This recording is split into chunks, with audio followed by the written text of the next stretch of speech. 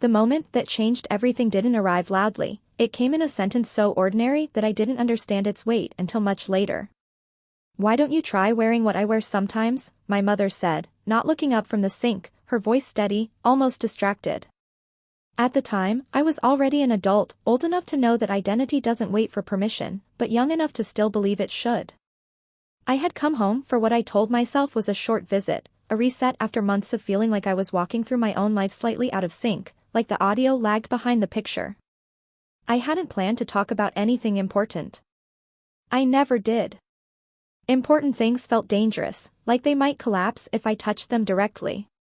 She said it casually, but nothing in me felt casual after that. I remember standing in the hallway, the late afternoon light cutting the house into familiar angles. This was the house where I learned how to be a boy by imitation, how to sit, how to speak, how to disappear when emotions got too close to the surface. I had never questioned those lessons out loud. I thought questioning meant betraying someone. "What do you mean?" I asked, already aware that I understood more than I wanted to admit. She shrugged. "You've always seemed careful. Like you're holding something back." That word, careful, landed harder than any accusation could have. I had built my entire sense of self around being careful. Careful not to disappoint. Careful not to confuse people. Careful not to want things that didn't come with instructions. What she was offering wasn't clothing. It was permission. And permission, I would later learn, is far more frightening than prohibition. That evening, alone in the guest room I still thought of as mine, I sat on the edge of the bed and tried to inventory my life the way people do when they're afraid they might be lying to themselves. I had a job that paid the bills. Friends who knew me well enough not to ask difficult questions. A reflection in the mirror that didn't offend me, exactly, but didn't recognize me either. I wasn't unhappy in a dramatic way. I was unhoused in myself. The idea of crossing into something unfamiliar, something that had been silently fenced off for years, didn't feel rebellious or thrilling. It felt ethical. Like there was a quiet responsibility I had been avoiding, the responsibility to know myself honestly.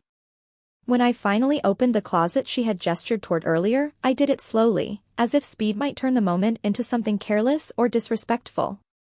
The clothes inside were ordinary. Comfortable. Chosen for a life lived openly, not for display. I noticed how intentional that felt. This wasn't about spectacle. It was about daily existence. I didn't think, "I want to become someone else." I thought, "I want to stop pretending I already know who I am." What surprised me most wasn't fear, it was grief.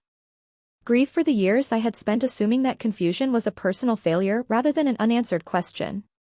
Grief for how hard I had worked to appear stable when what I really needed was curiosity. As I stood there, holding fabric that carried no inherent meaning except the meaning we assigned to it, I realized something unsettling. My resistance had never been about morality or logic. It had been about loyalty, to an image of myself that had once kept me safe. Trying something new didn't erase that past. It didn't accuse it. It simply asked whether I was willing to grow beyond it. That night, nothing dramatic happened. No revelation, no sudden clarity. Just a long moment of stillness, and the unfamiliar but undeniable sense that I was finally participating in my own life rather than managing it. And that, I would later understand, was the true beginning of my transition, not of body, but of honesty. The next morning didn't feel like a continuation so much as a quiet test. Nothing had changed outwardly. The house sounded the same, pipes knocking faintly, the low hum of the refrigerator, my mother moving through rooms with the practiced rhythm of someone who had lived in one body long enough to trust it. But inside me, something had shifted just enough to make everything feel newly fragile. I kept thinking about the word permission. Not because it had been granted explicitly, but because it had been implied without conditions. That was new. My entire life, approval had come with expectations attached, even when they were unspoken. Be good, but not strange. Be honest, but not disruptive. Be yourself, as long as yourself stayed within a narrow, socially legible outline. This felt different. It wasn't encouragement. It was acknowledgement. At breakfast, we talked about mundane things, weather, errands, someone she knew from work. She didn't look at me differently, and that unsettled me more than scrutiny would have. I realized how deeply I had internalized the belief that deviation required explanation. That visibility demanded justification. Later, when she left the house for a few hours, the silence expanded. I didn't fill it with music or distraction. I sat with it. I wanted to know whether the curiosity I felt the night before would survive daylight. It did, but it had changed shape. The question was no longer what if I try this. It was what happens if I don't? I thought about all the small compromises that had accumulated over time. The way I chose clothes that would never invite comment. The way I edited my gestures, my tone, even my emotional vocabulary. I had learned to live with a constant, low-grade self-monitoring that I mistook for maturity. Only now did I see how much energy it consumed. When I opened the closet again, it wasn't with reverence or fear. It was with attentiveness. I paid attention to textures, to weight, to how deliberately these things had been chosen for comfort rather than performance. I noticed how much of my own wardrobe was built around negation, nothing too soft, nothing too expressive, nothing that lingered on the body long enough to be felt. I wasn't trying to become feminine in that moment. I was trying to become present. As I dressed, I became acutely aware of how deeply meaning is learned. Fabric doesn't carry morality. Shapes don't possess intent. And yet my body reacted as if I were crossing a line that had been etched into me long before I could articulate it. My pulse quickened, not from excitement, but from the strange vulnerability of doing something without irony or distance. There was no mirror at first. That was intentional. I wanted to know how it felt before I knew how it looked. What I felt was quieter than expected. Not relief exactly. Not euphoria. Something steadier.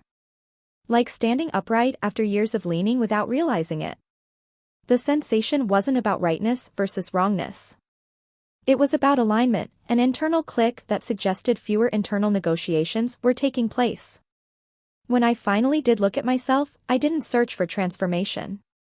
I searched for recognition. And for the first time in a long while, I didn't feel like I was impersonating a version of myself designed for other people's comfort. I looked unfamiliar, yes, but unfamiliar in the way growth often is. Like a sentence you don't yet know how to finish. What startled me most was how quickly my mind shifted from appearance to consequence. Who might see me like this? What would they assume? What would I owe them in explanation, reassurance, clarity? That's when I understood how social pressure embeds itself into identity. It isn't just about fear of rejection. It's about the constant accounting, how much of myself am I allowed to express before it becomes someone else's burden? I thought about my friends. My coworkers. Strangers. I thought about the version of myself I had carefully curated to move through the world without friction. That version had served a purpose. It had kept me safe. But it had also kept me distant. The realization carried responsibility with it. If I was going to explore this, truly explore it, I couldn't treat it as a secret indulgence or a private experiment detached from ethics. I couldn't reduce it to aesthetics or rebellion. This wasn't about claiming a new label overnight. It was about understanding what honesty demanded of me, not just internally, but relationally. Later that afternoon, my mother returned. I had changed back by then, not out of shame, but out of uncertainty. I wasn't ready to make anything public, even within the house. That restraint felt important. Integrity, I was learning, wasn't about exposure, it was about pacing truth in a way that didn't fracture trust. She noticed anyway. Not the clothes. The shift. You seem lighter, she said, setting her bag down. I almost laughed at how simple it sounded, how accurate it was. Lighter didn't mean resolved. It didn't mean confident. It meant I was no longer carrying the additional weight of denial.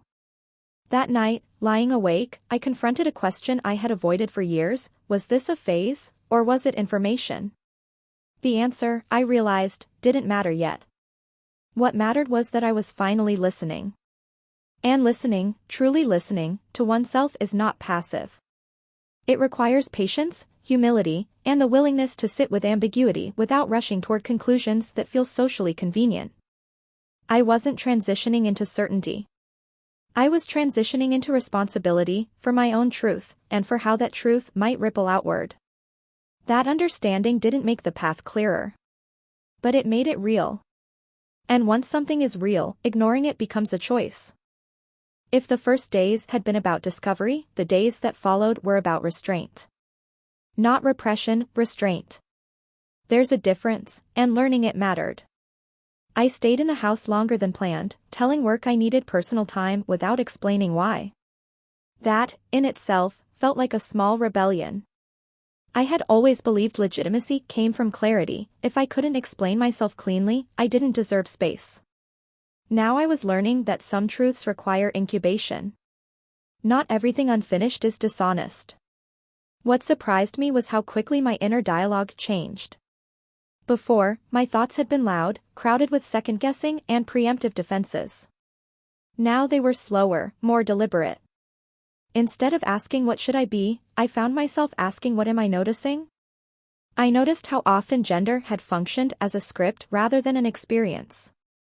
How many of my choices of career moves, friendships, even humor, had been subtly shaped by a desire to remain legible as a normal. Not admirable. Not exceptional. Just safely interpretable. That realization carried discomfort with it. I didn't want to frame my past self as false or cowardly. He had been doing the best he could with the information and safety available to him. Moral growth, I was discovering, doesn't come from condemning who you were, it comes from recognizing when the reasons that once justified restraint no longer apply. One afternoon, my mother and I sat across from each other at the kitchen table, the space between us filled with cooling mugs of tea. She spoke first. "You don't have to explain anything," she said, as if responding to a question I hadn't voiced. "But you should know, you don't surprise me." I didn't ask what she meant. I didn't need to. There was no triumph in her tone, no sense of having predicted something correctly. It was simply acceptance without curiosity, which felt like the purest form of respect. That moment clarified something essential. This exploration wasn't happening in isolation. Even when deeply personal, identity unfolds in a social world. Other people aren't just obstacles or witnesses, they are participants, whether we like it or not. That came with responsibility. I began to think carefully about language. About how I would speak about this to others if and when the time came. I didn't want to borrow slogans or borrowed certainty. I wanted to speak from experience without making my experience a template for anyone else. At night, I wrote, not for an audience, not even for coherence. Just fragments. Observations. Questions without answers. Writing became a way to slow myself down, to resist the temptation to rush toward definition. One entry stood out when I reread it later. "I am not trying to escape being a man. I am trying to understand why I was taught that being one required so much disappearance." That sentence unsettled me because it didn't offer resolution. It didn't point neatly toward labels or outcomes. But it felt true. As days passed, I began testing my boundaries, not by pushing them publicly, but by noticing where they resisted internally. I paid attention to when I felt calm versus when I felt performative. I noticed that the more intentional I was, the less dramatic everything felt. This wasn't a secret life blooming in the shadows. It was an internal recalibration. Still, fear didn't vanish. It matured. Fear stopped asking what if people reject me? It started asking what if I misrepresent myself? I worried about being misunderstood, not as dangerous or immoral, but as shallow, impulsive, or confused. Society is often kinder to certainty than to honesty and progress. I didn't want to be seen as chasing novelty or aesthetic expression detached from reflection. That fear kept me grounded. Eventually, I ventured outside alone, dressed in a way that felt intentionally ambiguous, nothing that demanded attention, but nothing that erased softness either. Walking through familiar streets, I felt exposed in a new way, not because anyone stared, but because I was aware. Public space has a way of reflecting your inner state back at you. Every passing glance felt weighted with imagined interpretation. And yet, nothing happened. People lived their lives. Cars passed. A woman smiled at her phone. A man argued with a parking meter. The ordinariness was disarming. It taught me something crucial: much of the danger I had anticipated lived inside me, not outside. Social risk is real, but it's often amplified by years of internal rehearsal. When nothing catastrophic occurred, I didn't feel triumphant. I felt humbled by how much energy I had spent preparing for a disaster that wasn't inevitable.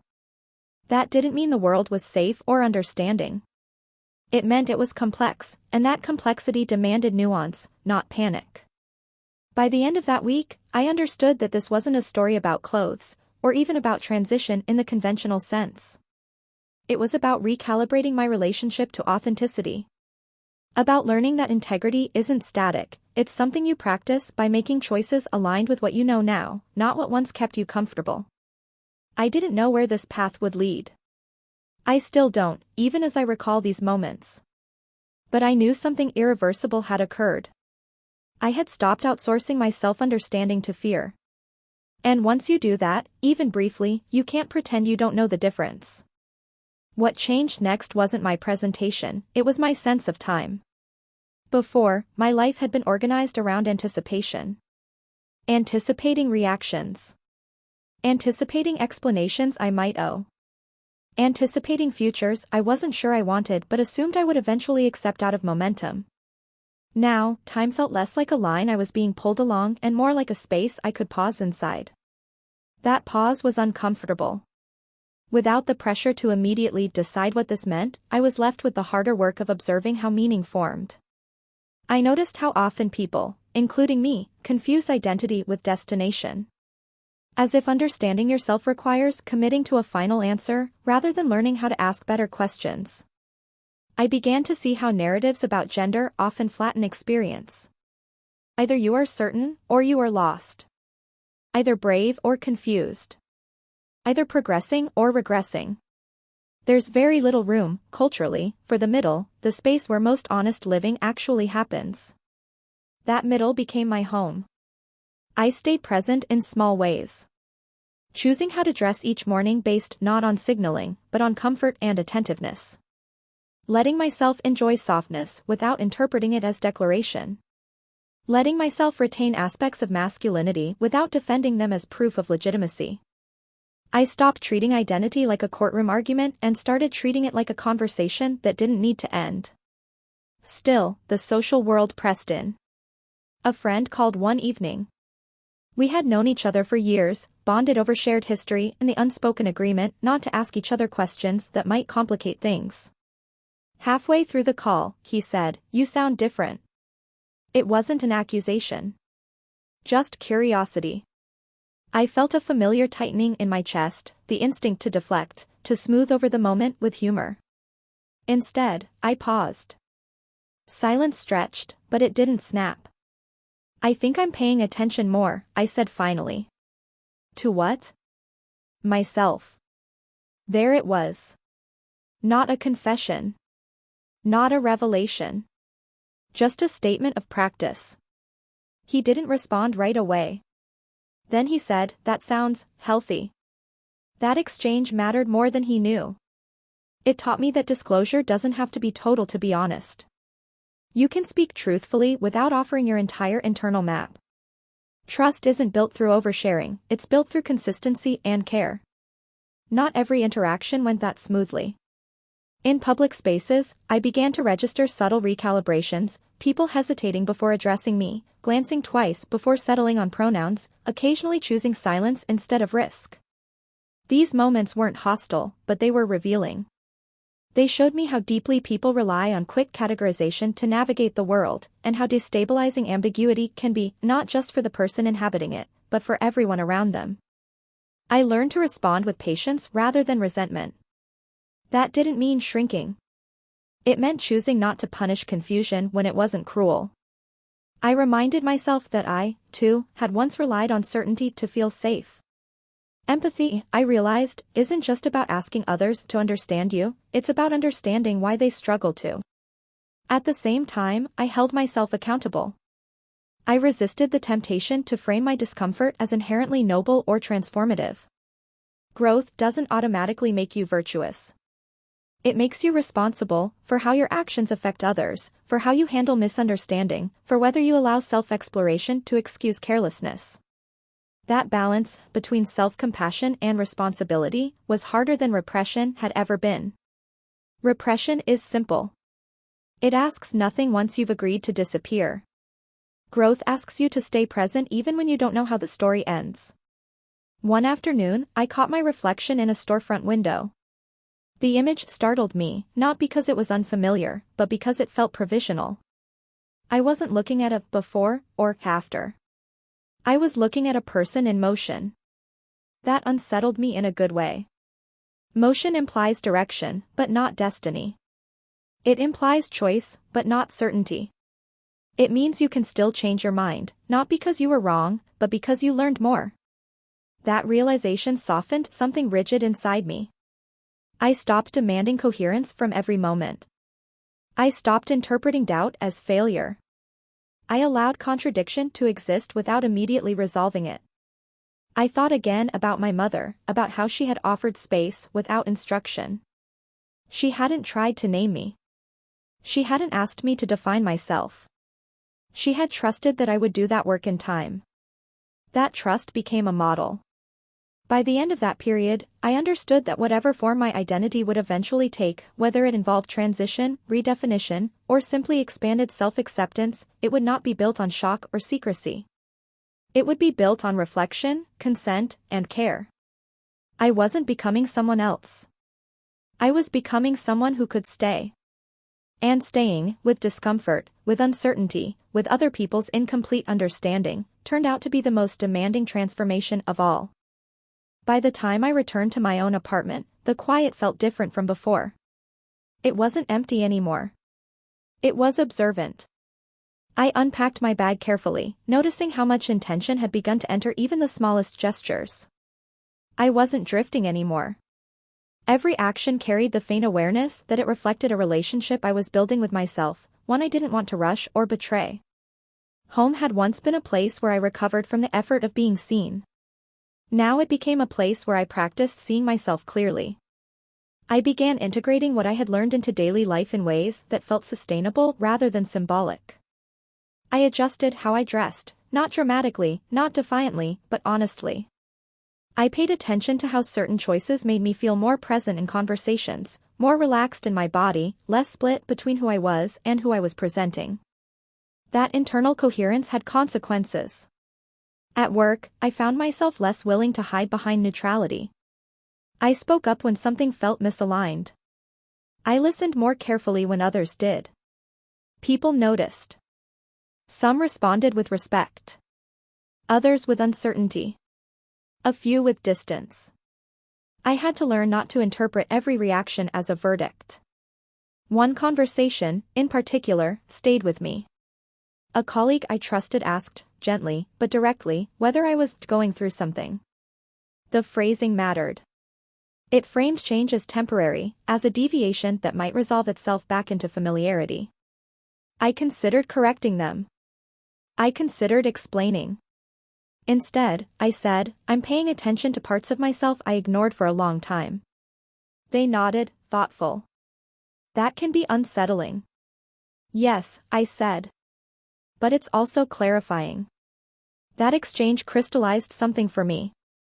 I wasn't obligated to narrate my process in a way that made others comfortable. But I was obligated to speak truthfully when I did speak. Vagueness wasn't evasion, it was precision. It allowed space without distortion. Still, the emotional labor added up. There were days when visibility felt like friction, when every interaction carried a faint static charge. Days when I missed the ease of being unread. Days when I wondered whether the cost of honesty outweighed its benefits. On those days, I returned to first principles. Why had I begun this at all? Not for recognition. Not for novelty. Not even for happiness, in the shallow sense. I had begun because living with integrity required it. Because denying what I knew to be true, even quietly, had started to feel like a moral failure. That framing mattered. It kept me from romanticizing struggle or martyring myself. This wasn't about suffering for authenticity. It was about aligning my actions with my understanding. I also confronted a harder truth: not everyone would come with me. Some friendships cooled. Some conversations never resumed their former ease. No one was cruel, but absence can wound just as deeply as hostility. I had to grieve relationships that had depended on a version of me that no longer existed. Grief, I learned, doesn't always come with anger. Sometimes it comes with gratitude for what was real then, and honesty about why it couldn't continue unchanged. At the same time, unexpected connections formed. People who hadn't paid much attention before began to see me more clearly. Conversations grew deeper. There was less posturing, less performance. Vulnerability, offered without demand, tends to invite sincerity rather than spectacle. Through all of this, I remained careful not to let identity exploration eclipse accountability. I didn't want to use finding myself as a reason to be inconsiderate or self-absorbed. Growth that harms others without reflection isn't growth, it's avoidance dressed up as liberation. That ethical anchor kept me grounded. One evening, alone again, I stood in front of the mirror longer than usual. Not searching for confirmation. Not cataloging differences. Just observing. What I saw wasn't a conclusion. It was continuity. I saw traces of the person I had been: the caution, the discipline, the desire to be decent. I also saw someone emerging who was less afraid of being seen imperfectly. Someone willing to say, "I don't know yet," without apologizing for it. I thought about transition, not as a binary or a spectacle, but as a process of reorientation. Of allowing one's internal compass to recalibrate after years of magnetic interference. Whether or not my path would eventually include medical or social milestones felt secondary to the fact that I was no longer navigating by fear alone. That realization brought a quiet confidence, not the loud kind that demands validation, but the kind that steadies you when doubt resurfaces. And doubt did resurface. There were nights when I wondered whether I was overinterpreting ordinary discomfort. Whether I was projecting meaning onto sensations that would have passed if I'd ignored them. Whether I was risking stability for a truth that might remain unresolved. When those thoughts came, I didn't fight them. I examined them. Fear, I had learned, often disguises itself as prudence. But prudence, unlike fear, doesn't demand silence. It asks for reflection. So I reflected. And each time, I returned to the same conclusion: not dramatic, not triumphant, just solid. Whatever uncertainty lay ahead, I could no longer justify certainty built on self-erasure. That line, once crossed, doesn't uncross. By the end of that year, I hadn't arrived at a final definition. I hadn't announced anything publicly. I hadn't transformed in ways that would photograph well or summarize cleanly. But I had changed in a deeper way. I had become someone who could hold complexity without flinching. And that capacity, to live honestly without demanding resolution, felt like the most meaningful preparation possible for whatever came next.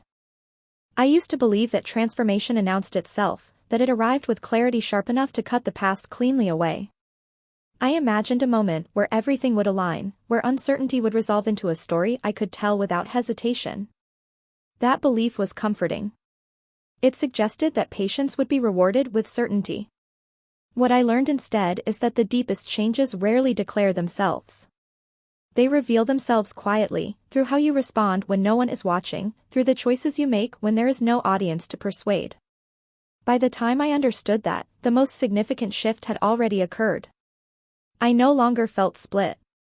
That doesn't mean I felt whole in a dramatic or celebratory sense. Wholeness, I discovered, isn't a permanent state, it's a practice. What changed was that I stopped experiencing my inner life as something I had to manage or contain. My thoughts, my instincts, my preferences no longer felt like risks to be mitigated. They felt like information, sometimes complex, sometimes inconvenient, but fundamentally worthy of attention. That reorientation altered how I moved through the world. I became more deliberate in my honesty. Not more confessional, more precise. I learned when silence was protective and when it was evasive. I learned that integrity doesn't require full disclosure, but it does require that whatever you do share is true. That distinction mattered. It allowed me to maintain boundaries without self-betrayal. I thought often about the social narratives surrounding gender, the pressure to explain, to justify, to educate. I understood why those narratives exist. Visibility invites scrutiny, and scrutiny demands answers. But I also understood that no individual owes the world a perfectly articulated philosophy of their own becoming. My responsibility was narrower and heavier than that. My responsibility was to live in a way that didn't hollow me out, and to do so without demanding that others reorganize their lives around my process. That balance wasn't always comfortable. There were moments when I wished for clearer rules, firmer categories, easier language. But discomfort, I had learned, is not the same as harm. Sometimes it is simply the sensation of growing past a shape that once fit. Over time, people adjusted, not all, but enough. Some relationships settled into new rhythms. Some remained cautious but kind. A few faded, leaving behind a quiet sadness that I learned to carry without resentment. I stopped interpreting loss as evidence of failure. Change, even ethical change, has consequences. Accepting those consequences without dramatizing them became part of my maturity. The most profound reconciliation, however, happened internally. I stopped framing my earlier life as a mistake. The person I had been, the careful one, the restrained one, the one who learned how to disappear just enough to survive, was not an obstacle to my growth. He was its foundation. He had kept me safe until safety was no longer the only value I needed. Gratitude replaced judgment. Continuity replaced shame.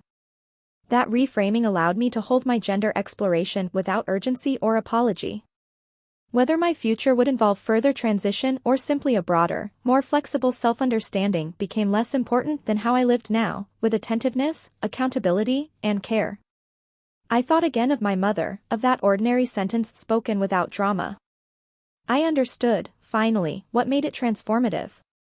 It wasn't permission to change, it was trust in my capacity to discern what change required. That trust became something I extended to myself. By the end of this period, this long, unglamorous, deeply human period, I had not arrived at a label that solved everything. What I had arrived at was steadiness. A sense that my life was no longer something happening to me while I tried to keep up, but something I was actively inhabiting. If there is an education in this story, it isn't about clothing, or categories, or even transition in the narrow sense. It is about what happens when someone chooses honesty over convenience, curiosity over fear, responsibility over performance. It is about learning that identity is not a problem to be solved, but a relationship to be tended. And it is about understanding that empathy, true empathy, begins not with answers, but with the willingness to sit beside uncertainty without rushing it toward judgment. That is what this experience gave me. Not certainty. Not spectacle. But presence. And presence, I've learned, is enough to build a life that feels ethically sound, emotionally real, and genuinely one's own. Years later, when I look back on that period, it doesn't feel like the beginning of a different life. It feels like the moment my life stopped being theoretical. Memory has a way of smoothing things out, sanding down the edges until the past looks more decisive than it ever felt in real time. But when I return to those days honestly, I remember how provisional everything was, how each insight arrived with hesitation, how every step forward carried the quiet question of whether I would be able to live with its consequences. What remains clearest isn't any single choice I made, but the shift in how I learned to relate to myself. I no longer expect certainty to precede action. I no longer wait for perfect language before telling the truth. I've learned that integrity often looks like moving carefully through incomplete understanding, making the best decisions you can with the knowledge you have, and remaining open to revision without collapsing into self-doubt. That lesson has extended far beyond gender. It has shaped how I listen to others, especially when their experiences don't fit neatly into categories I recognize. It has softened my impulse to correct, to categorize, to resolve discomfort too quickly. I understand now that many people are carrying private negotiations they haven't yet found words for, and that visibility is often less about being seen than about being allowed to arrive at your own pace. I've also learned that growth doesn't absolve you from responsibility, it deepens it. Knowing yourself more clearly doesn't grant moral immunity, it raises the standard for how you treat others. That awareness has stayed with me, grounding whatever freedom I've gained in care rather than entitlement. Sometimes people ask, gently or not, whether the journey ended somewhere. Whether I became something definite. Whether there was a conclusion that made it all make sense. I tell them the truth. It didn't end. It integrated. What changed wasn't my need for answers, it was my tolerance for living without final ones. I stopped measuring my life by how convincingly I could explain it and started measuring it by whether I could inhabit it without self-betrayal. If there is a legacy to this story, I hope it isn't instruction. I hope it's permission, not to cross any particular boundary, but to question the ones you inherited without examination. To ask whether the rules you live by still serve the person you are becoming. Because sometimes the most meaningful transformation isn't visible at all. Sometimes it's the quiet decision to stop abandoning yourself. And once you make that decision, even imperfectly, even cautiously, the rest of your life begins to organize itself around a different center, one rooted not in fear or performance, but in the steady, ethical work of being real.